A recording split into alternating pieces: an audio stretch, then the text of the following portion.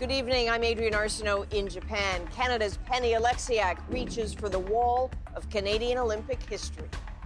And Oleksiak has done it! The girl from the 6 has got 6 Olympic medals! Plus, why superstar gymnast Simone Biles pulled out of a team event.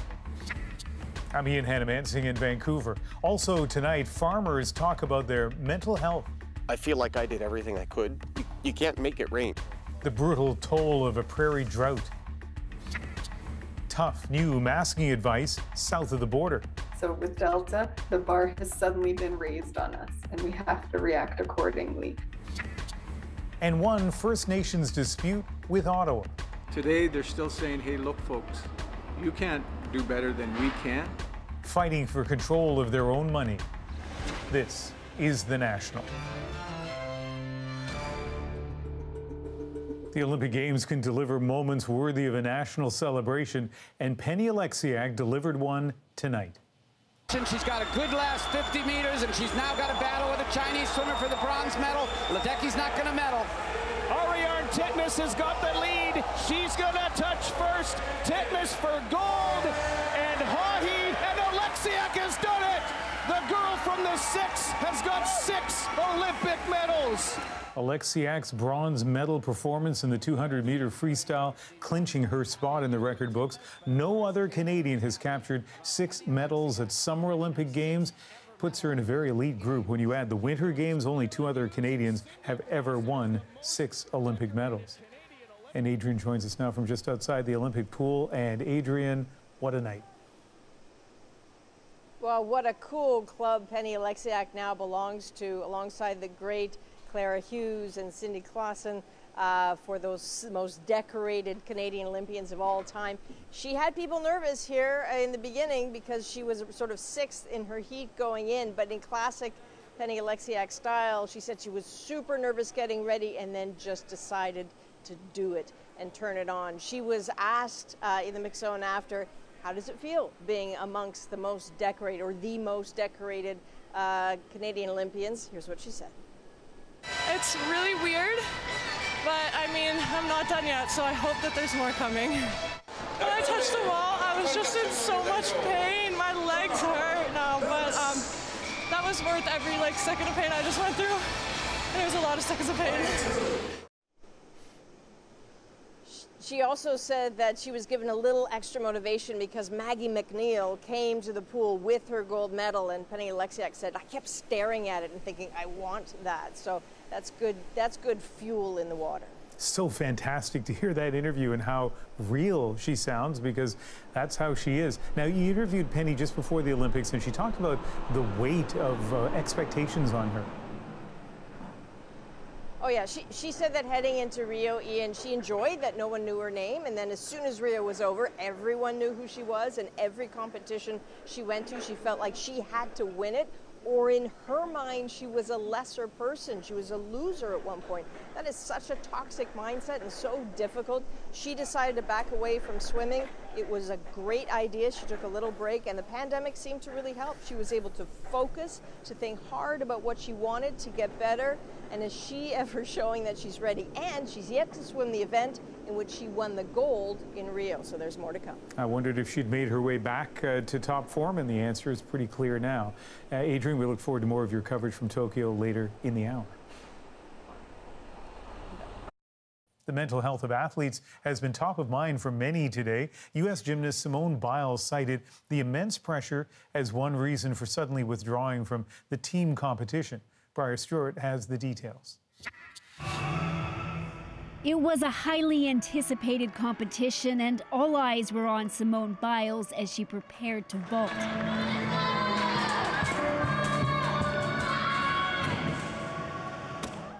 That stumble on the landing, uncharacteristic for a gymnast used to being #1. After that vault, Biles left the floor, and when she came back, she was out of the team final. The U.S. carried on without her, but it was the athletes from Russia who took gold, leaving the Americans with silver. The pressure on the U.S. gymnastics team, and particularly Biles, has been immense. After the team placed second in qualifications on Sunday, she took to social media to say that she sometimes feels like she has the weight of the world on her shoulders. After the medal ceremony, Biles said she was struggling mentally in the hours leading up to the final. I was just like shaking, could barely nap. I've just never felt like this going into a competition before. Once I came out here, I was like, no, mental is not there, so I just need to let the girls do it and focus on myself. Expectations were sky high. Biles admitted that the last year has been very stressful. This has been an incredibly different Olympic Games for everyone involved, and for the athletes in particular. I can only imagine the changes in their routine, as well as not having the people there that might normally be there to support them, and feeling really isolated. Biles said she decided to pull out of the final because she didn't want her performance to jeopardize her team's chance at getting a medal. And that's why we have teammates, because if somebody's feeling down, you have to step up, and they did just that. So kudos to them. No, kudos to you. You're the greatest. Biles is supposed to compete on Thursday in the individual all-around. When asked if she would, Biles wouldn't give a definitive answer, only saying she would take it day by day. Briar Stewart, CBC News, Tokyo. If you've been watching Olympic gymnastics over the years, you may have noticed the sport has evolved quite a bit. The definite impact is knowing that gymnastics is no longer a young people's sport. Later in the show, we'll look at how today's gymnasts have changed what it takes to be at the top of their sport. Outside the Olympic venues, Tokyo is seeing a disturbing rise in COVID cases. On Tuesday, the city hit a record for daily new infections, reporting more than 2,800 cases. Hospitals are reportedly being asked to prepare more beds, but Japan's prime minister says the high case count will not affect the Games. Now let's turn to Canada's COVID story and this announcement from the Prime Minister today. Canada now has enough COVID-19 vaccines delivered to fully vaccinated everyone who's eligible for a shot. Trudeau said 66 million doses have now been delivered. That's more than enough for everyone 12 and up. Trudeau strongly urged unvaccinated Canadians to get their shots. For the top junior hockey players in Ontario and Quebec leagues, vaccination is not optional, not if they want to play this fall. Officials are desperate to prevent another pandemic season like the last one. Sarah Levitt looks at what they're doing to try to keep COVID out of the rink. Let the games begin. With puck drop just a few months away, Canada's major junior hockey leagues want to be prepared, and doing that means shots in the arms. Both the Quebec Major Junior and Ontario hockey leagues say this season it's mandatory. Head coaches, assistant coaches, therapists, trainers, obviously including the players, so they need to be fully vaccinated to be able to participate in our activities. It was a stop-and-go season in the Quebec League last year, with many teams sidelined at one point or another thanks to positive cases. The Ontario Hockey League scrapped its season entirely. The Western Hockey League isn't making vaccination mandatory yet. Should restrictions on travel across the Canada-U.S. border not change, we may be required to mandate vaccinations for WHL players and personnel. Vaccines or not, experts say leagues can't let their guard down. It depends who the players are in contact with, right? So they're not just in contact with the people in the community in the league. They are going out, they're seeing other friends, they're seeing other families. So the risk tolerance really, it depends on who those people are in contact with. Stringent COVID-19 protocols like mask wearing should remain in place, she says. Obviously, we wanted to avoid getting into reliving what we had to go through last season. The next hurdle? There's a goal! Packing the stands. Sarah Levitt, CBC News, Montreal. There's confusion and frustration in the U.S. tonight as the Delta variant sweeps the country. Just weeks after millions of Americans thought they were finally done with masks, many are being asked to cover up again. Chris Reyes looks at the reasons and the reaction. A U-turn from the CDC. Less than 2 months after giving vaccinated people the green light to get rid of their masks, the agency's director now has this urgent message. put them back on in indoor public spaces. That includes students and staff at K-12 schools. The new recommendation applies to those living in areas with high or substantial transmission rates of the virus. This map by the CDC shows that's about 2/3 of the U.S.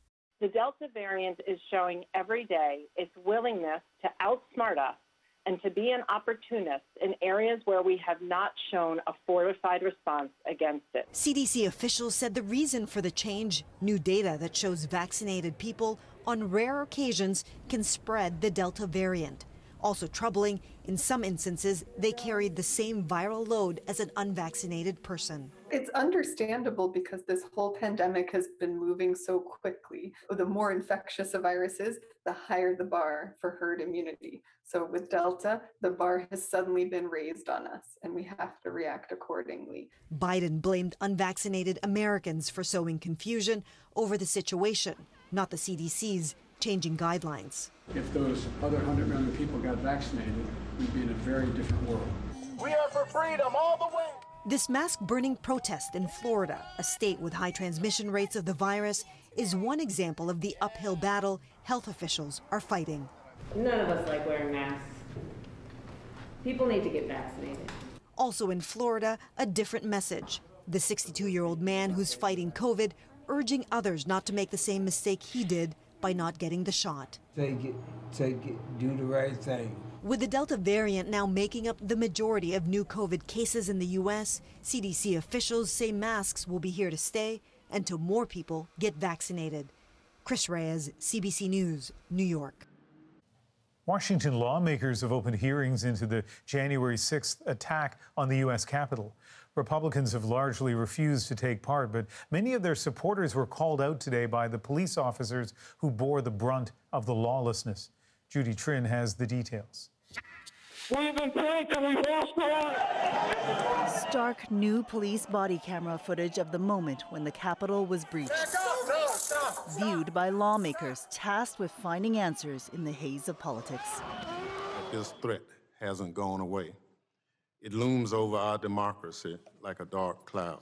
And those rioters breached the Capitol. Today's witnesses, 4 police officers who defended the Capitol from a violent mob. But on January 6th, for the first time, I was more afraid to work at the Capitol than my entire deployment to Iraq. We need your tased now! One officer lost consciousness after being tased with his own weapon. Here, buddy. Mike, it's Jimmy, I'm here. Michael Fanone survived a heart attack and a brain injury. I feel like I went to hell and back to protect them and the people in this room. But too many are now telling me that hell doesn't exist, or that hell actually wasn't that bad. The indifference shown to my colleagues is disgraceful. The officers want the committee to investigate if people with power helped coordinate the attacks. And some wearing MAGA hats and shirts that said Trump 2020. I told them to just leave the Capitol, and in response they yelled, "No, man, this is our house. President Trump invited us here." There are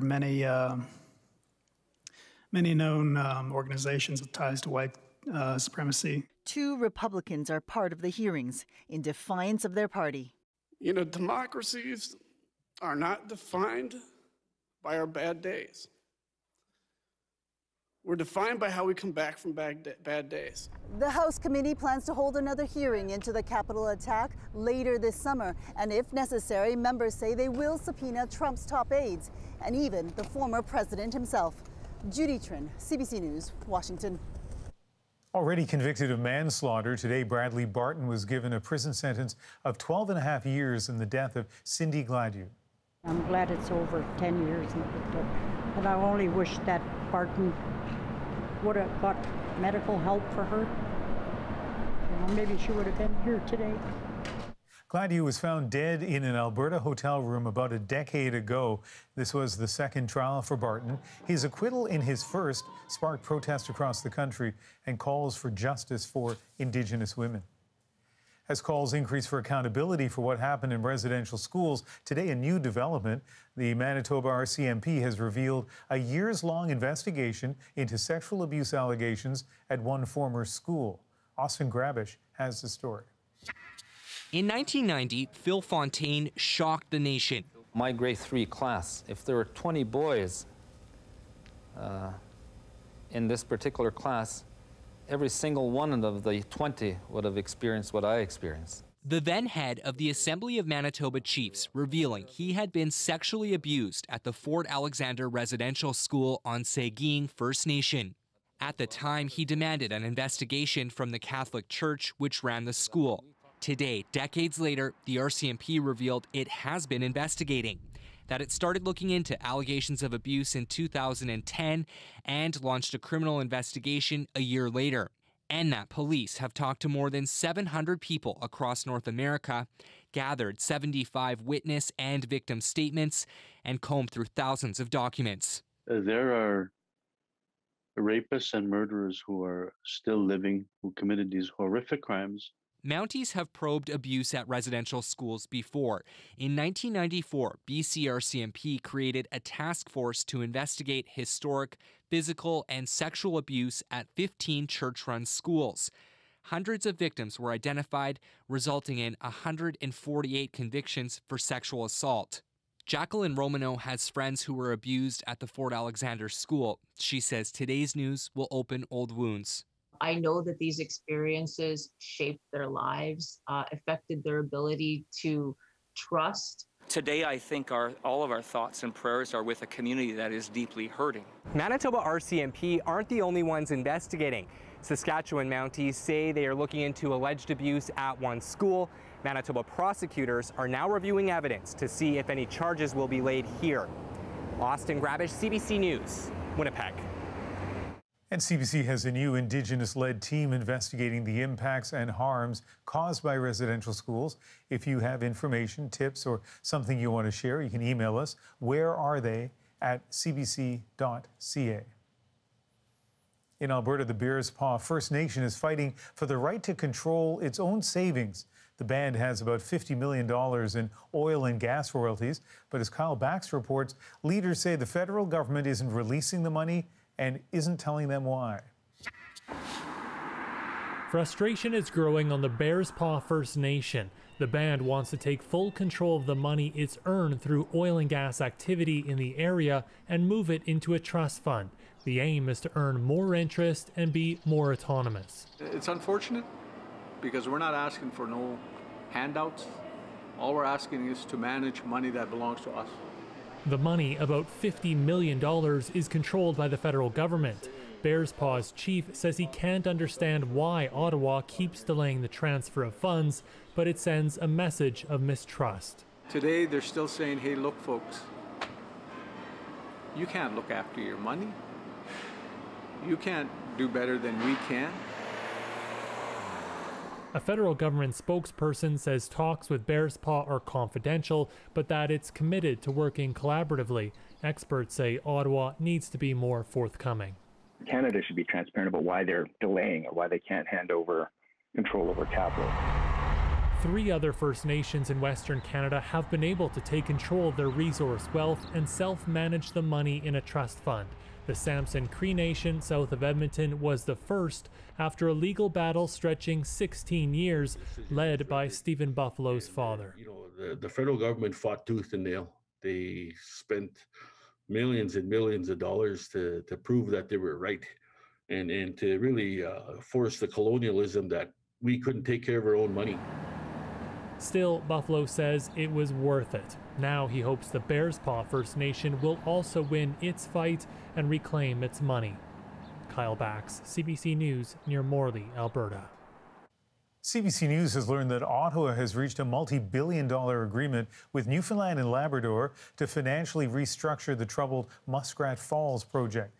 Sources telling CBC News the federal government will buy an equity stake in the project and will reduce borrowing costs to help keep electricity prices low. The Prime Minister and the Premier are expected to announce the deal tomorrow.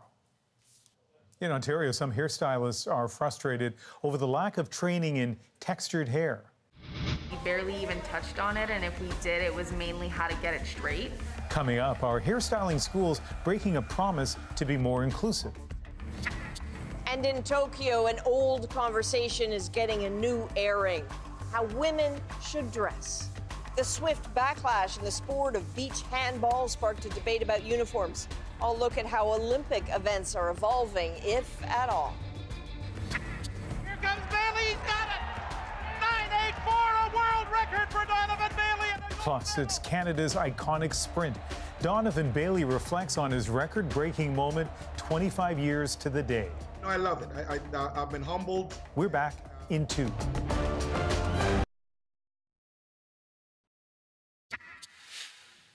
A fire crew from Australia has arrived in BC this afternoon, the latest of hundreds of out-of-province crews battling more than 250 wildfires, and they all got some good news today. Officials say more stable weather this week should give firefighters a bit of an edge. And fire crews in Northern Ontario battling more than 150 fires. About a third of those are out of control. Thousands of people in remote areas have been forced to flee.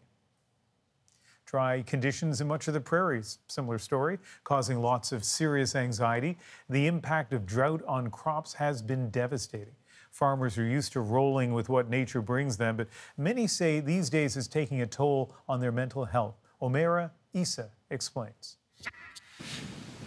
As Jeremy Welter looks out at his scorched fields, all he sees are acres of financial uncertainty and devastation. This is our barley crop. You know, it should all be this lush color of green, and it's you can see it's yellow and dead. This has affected his mental health, and he can barely sleep at night. I feel like I did everything I could, and you know, you can't help but feel like a failure, even though, you know, you couldn't have done anything different. You know, you can't make it rain. After weeks of record-breaking heat in the west and little rain, Welter's story echoes with that of farmers across the prairies. Extreme stress, desperation, crisis. Adele Stewart is a rancher and says she doesn't know how she will continue to feed her horses. She's also the executive director of the Do More Agriculture Foundation, an organization which helps farmers across the country with their mental health. And the calls are pouring in. We usually start to hear from farmers and producers around fall or like late August when harvest starts, because that, you know, is the stressful time for them. But we are getting these calls, and we have for the last, 2 weeks already. Anxiety, depression, and stress are rampant among Canadian farmers. According to the Canadian Association of Mental Health, farmers are 70% more likely to live with chronic stress than the general Canadian population.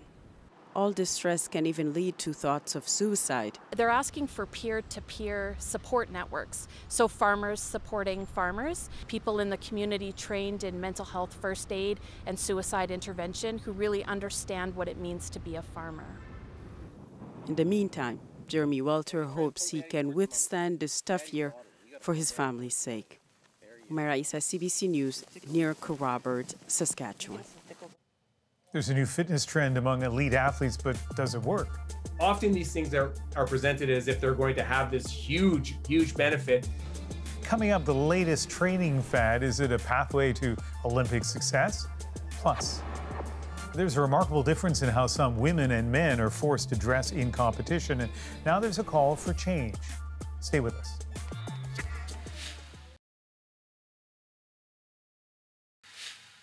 Welcome back to our coverage of Tokyo 2020. These are touted as the first gender balance games in history, and they've come with a promise to change how women are treated. Here's Adrian to show us how that's going. The picture says a lot. The men's versus the women's uniforms for the Norwegian beach handball team. The distinction mandated by the European Handball Federation, right down to the angle and width of the bikini bottoms. Norway has been fighting this for years, and weeks ago the women decided to play in shorts. They paid for that, each player fined, but this is how you start something. The superstar Pink offered to pay the fines, says she is proud of their protest. Average citizens are offering to pay too, baffled by rules like this in 2021. What possible reason is there for that other than some person fought it up 20 or 30 years ago or something? Beach handball isn't an Olympic sport, but it keeps trying to be one. Maybe that's why the European Federation is suggesting change is coming. If it is, it's subtle. Some German gymnasts decided in Tokyo to wear unitards just like the men. It's not against the rules, it's just unusual. And they're hoping it catches on, if women wanted to. Which is the point athletes want to make, that they call the shots.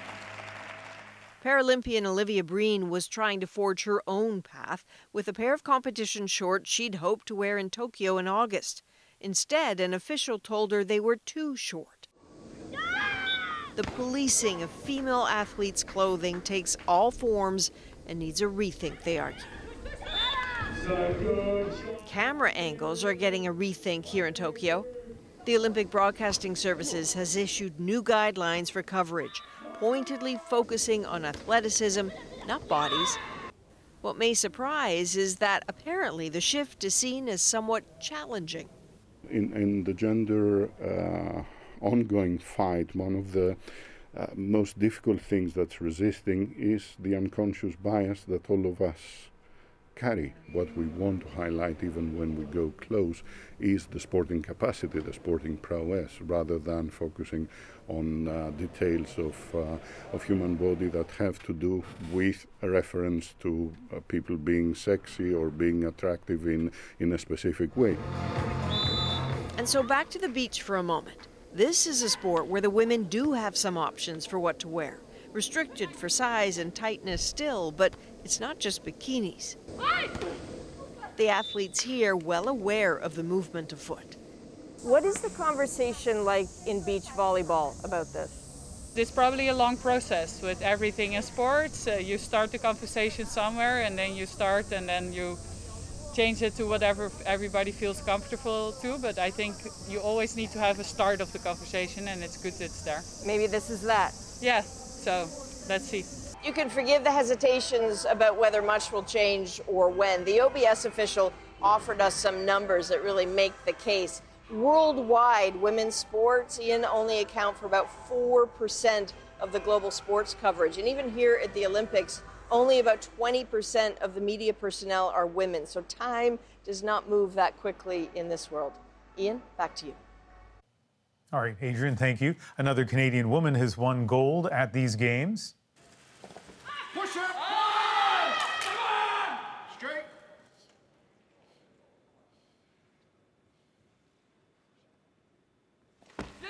It's there! Can she stand still? Yes, she can! And she let us out the cry of joy. Maude Charron of Rimouski, Quebec, lifting 131 kilograms in her third and final attempt at the clean and jerk. That put her in first place in the women's 64-kilogram competition. On Monday, of course, Canadian swimmer Maggie McNeil won gold in the women's 100-meter butterfly. Has the clean. Now she needs the jerk.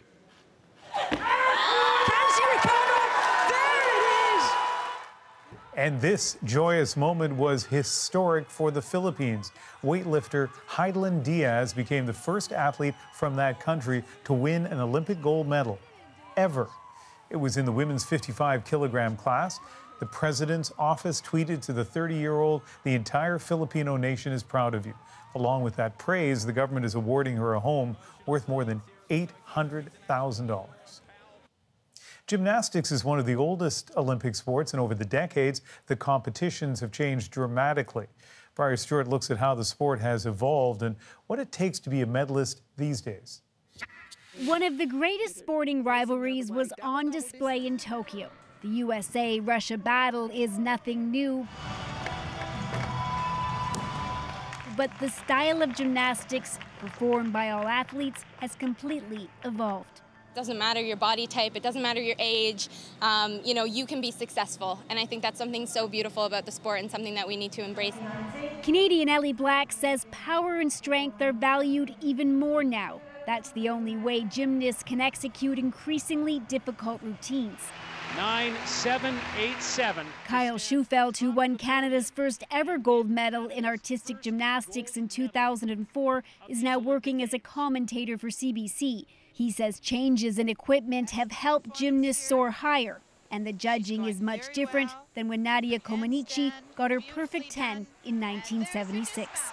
In 2006, they changed the scoring system, so there's a difficulty value added to the execution score. Before, there used to be a lot more artistry and a lot more balletic gymnastics, but now it's really evolved to the place of athleticism. He says it's no longer just a sport for girls and young teens. Take American gymnast Simone Biles. At age 24, she's pushing the boundaries of what's thought to be humanly possible.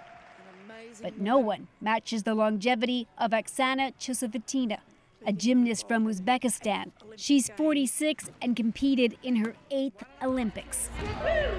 Elfie Schlegel says it's much different than when she was competing for Canada back in the late 1970s. I can remember over the years, you know, gymnastics is the Cinderella sport at the Olympic Games, and that was primarily because of people like Olga Korbut, if you go far back as 1972. Back then, the Belarusian gymnast was often referred to as a pixie, but that's not the ideal anymore. I personally enjoy watching this style of gymnastics, and I think it's so motivating for the younger athletes who don't have to feel that this is it for me, it's do or die. I got to make it today or I'm never going to have another chance. All of those in her book, 14-1. Because some of the very best in the world are showing that they can keep performing at the highest level and don't need to give up on competition just because they're getting older. Briar Stewart, CBC News, Tokyo. Years of training go into every Olympic appearance, and here's what's trending in Tokyo. Some athletes are using a method called blood flow restriction to try to gain an advantage, but does it work? Vicadopia has that story. Elite athletes need every edge they can get over their competitors. So for many, like members of Canada's rugby team and this U.S. wrestler, they've turned to blood flow restriction training, working out with tight cuffs or bands. So we've been studying it in my laboratory for over 10 years now. And in that time, the science has come a long ways. Jamie Burr says doing a relatively light workout while restricting blood flow with straps tricks our bodies into responding as though we're training harder, building muscle and strength with less strain.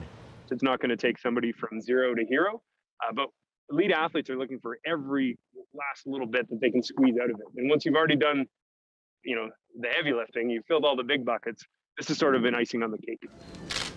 Some physiotherapists use blood flow restriction to speed up recovery from injury or surgery, though scientists are still trying to understand the details of how it works and how much of a difference it really makes for the average weekend warrior. Sometimes people, you think, oh, geez, I feel stronger or I feel faster or whatever, but when you objectively measure, there's no difference, right? And we know that even placebo is like 30% effective. The training trends of elite athletes seem to come and go every Olympics. Remember kinesio taping or cupping used by Michael Phelps and then the Prime Minister? The benefits of blood flow restriction may be supported by science, but often these things are presented as if they're going to have this huge benefit, but often for the recreational athlete, the benefit might be much smaller if it exists at all. At the Olympic Games, small could be the difference between victory and defeat. Vicadopia, CBC News, Toronto. The day has just begun in Tokyo, and so during this Canadian night, there will be a lot at stake for some of our athletes at the Games. Andrew Chang looks at what's ahead. So overnight, there's always so much that can happen, right? But if I'm being perfectly honest, first thing I'm checking is what happened with Team Canada in the pool. Now, it's already been medal after medal for this team, starting, of course, with, you know, what feels like an eternity ago, that momentum-building 4x100-meter freestyle relay on the women's side, capturing the silver on day 2. But there are still so many more exciting races to come. The 100-meter freestyle, such a marquee event. Penny Oleksiak and Kyla Sanchez both racing for Canada. And remember, this is the event in which Penny won gold in Rio 2016. These are just the heats happening overnight, though. So the goal, of course, simply to post a time that's fast enough to lock in a spot in the semifinal, and then they'll go from there. There is the 200-meter breaststroke. Kelsey Wog and Sydney Pickram set to start. And Sydney, you'll recall, she pulled herself out of an earlier race, which gave her some time to rest and to focus for her races ahead. So we'll see what happens on that front. And finally, the 4x200-meter freestyle relay. Again, still just the early heats here on the women's side. But with this team's often medal-worthy performances in the relay, it's just going to be one to watch. We'll all know how it turned out tomorrow morning. And throughout the games, Andrew's co-hosting Tokyo today alongside two-time Olympian and world champion hurdler Perdita Felicien. You can watch each day starting at noon Eastern on CBC Television and CBC Gem. And tonight we're also looking way back at a historic Canadian Olympic moment. These three must have wondered what hit them over the last 20 metres as Bailey came through like a tornado. 25 years later, Donovan Bailey remembers the moment he broke a world record. Stay with us.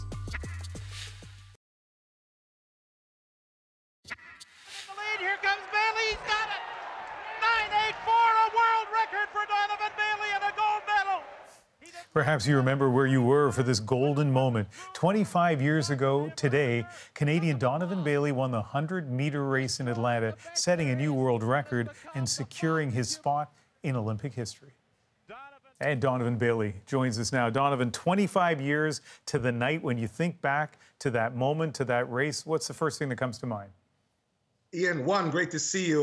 You know what? I think that it's amazing that 25 years later we're celebrating, this amazing sporting moment with fans in Canada, with fans around the world. And I think that, I love it. I've been humbled, and there's a ton of people have reached out to me today.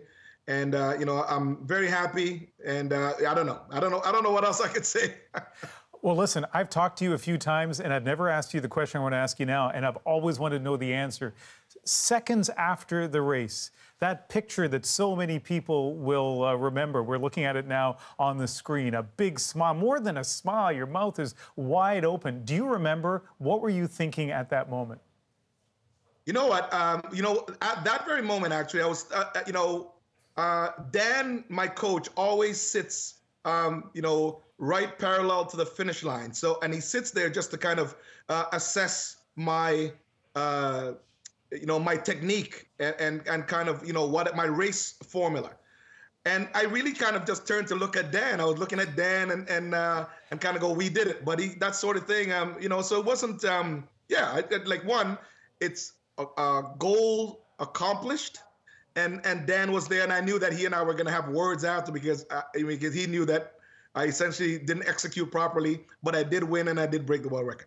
People need to know that race, it was an extraordinary finish, but also at the beginning, I was at the CBC Broadcast Center in Atlanta watching the monitor. There were a few people there, all of whom could have won that race. I mean, you were up against an incredible field and you overcame the pressure. And of course, you finished first. You are an Olympic champion. There is a young man in Tokyo right now that knows what that pressure feels like. Andre de Grasse, probably the best sprinter we've had in this country since you were at the top of your game. What do you think he's going through right now, just days away from his race? Well, one, I think that Andre has managed his season very well. He's not let the pressure of the Diamond League get to him. He clearly knows that there's no urgency for him to run majorly fast during the Diamond League. So I think he's playing a little possum. I totally believe that mentally and physically he's capable of winning in Tokyo, and I look forward to seeing him race. We have just maybe 30 seconds left, Donovan. Nobody in the stands, no huge crowds in Tokyo. Will that make a difference, do you think? Well, yes, it definitely. I mean, if you look at what Simone Biles did, I mean, it's clear that when you're a star and you're used to the big crowds, it does give you that extra edge. And there are going to be athletes that are not used to competing under the lights and under the pressure of a lot of audience. That's going to do very well. So I think that the Canadian team has been well prepared. I think that we will bring back a couple of gold medals, but there certainly, Ian, are going to be some athletes that are going to shine when the lights are on, and then there's gonna be a few athletes that's going to falter just because of the fact of that, that ambiance and that electricity is not going to be in their field of play. 25 years ago tonight, you were an Olympic champion in the 100 meters, and I should point out, 1 week later, an Olympic champion again with your teammates in the 4x100 relay. Two fantastic moments for Canadian sports. Donovan, thanks for joining us tonight. Thank you. And for everyone, get out there and let's cheer this Canadian team on so we can bring back some gold and listen to the Canadian anthem. Good advice. Next on The National, hairstylists are asking for training that has long been excluded from trade schools. Have to be completely inclusive, and that means everyone down the line from straight hair all the way to the textured hair. The call for diversity in hairstyling has been going on for years. Are schools finally listening? Stay with us.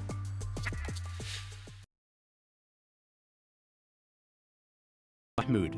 Tomorrow on CBC's daily news podcast Front Burner, harrowing testimony from U.S. Capitol police officers as a government inquiry into the January 6th insurrection kicks off. Subscribe wherever you get your podcasts. Some Ontario hairstylists are speaking out about the training standards for their industry. They say there's almost no recognition that people of different races can have different types of hair. Despite 4 years of work on an expanded curriculum, there has been no change. Angelina King spoke with stylists who say the lack of representation is harmful. Not only does this Toronto salon specialize in textured hair, it's a place where some have finally found acceptance. It took decades. Deanne Sims had been turned away by some stylists. Others called her hair a problem. It does have the effect of this continued discourse around difference or otherness. Ontario's education standards for hairstyling includes very little instruction on textured and curly hair. Salon owners say that leaves some clients feeling less confident stylists are capable of working with their hair, and some stylists feeling unprepared or worried they'll damage someone's hair. If people were taught the right way, and had a better understanding, it wouldn't be as difficult. This salon opened in 2019 to cater to all hair. Charisse Bisso graduated from hairstyling school last year and says the education on textured hair was almost non-existent. We barely even touched on it, and if we did, it was mainly how to get it straight. It's incredibly frustrating. Last summer, the salon's owner started a petition demanding the province include comprehensive training on textured hair. More than 11,000 people signed it. We have to be completely inclusive, and that means everyone down the line from straight hair all the way to the textured hair. Well, some schools have included their own training on textured hair. It's not mandatory. The Ontario College of Trades sets the program standards, and 4 years after working to make them more inclusive, nothing has changed. It blames the fact the province is shutting down the agency, but says it still hopes to have the standards finalized by the end of this year. So it's very, very diverse. In the meantime, Michelle Bonnick has been filling the gap. Yeah. It's perfect. By offering workshops on braiding, weaving, and extensions. Oh, this is nice. She also educates clients on the significance of certain styles. There were slaves that were freed because of braiding maps in their hair. A path forever tying hair to Black history. Angelina King, CBC News, Toronto.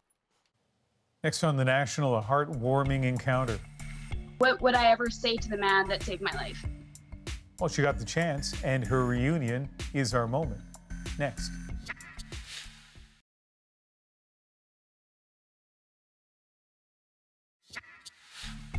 Last August, Brianna Seawald got into a horrific car crash, breaking her neck, her spine, but she survived, all because of one man who Brianna calls her angel. Now, almost a year later, Brianna finally got a chance to meet him, and tonight their reunion is our moment. I think I have been thinking about this moment for months now. What would I ever say to the man that saved my life? I think it was through Facebook. My granny actually found his daughter, and that's how we connected. And even to this day, he saved it in my phone as Angel John, and that's how me and my family refer to him when we're talking about him. So we made arrangements and we got to meet. It was absolutely just amazing to see her. There's a brightness to her when you look at her face and her smile. I've just been waiting for that moment for what seems like almost a year, and it almost was a year now. There was never going to be enough words, any kind of gesture or gift that was ever going to be able to encompass what he's done for me. Honestly, it was by far the best day of my recovery so far. I have a wedding coming up soon. Hopefully we can start planning my wedding, and John will obviously be a guest there because he's the reason that I will be able to attend my own wedding. Hopefully we will be able to stay in touch for as long as possible now. What an incredible story, and a couple of notes from our producer, Eliza. First of all, John had a terrible crash himself. He was riding a motorcycle, broke his neck years ago, and so when he responded to this crash, he was thinking broken neck all the way along, and one of the reasons probably why he knew exactly what to do to try to reduce the possibility of paralysis. The other thing is Brianna has 250,000 or maybe even more followers on TikTok because she's done kind of humorous stories about her recovery to show that the spirit can continue even when the body is broken. That is the National for July 27th. Good night.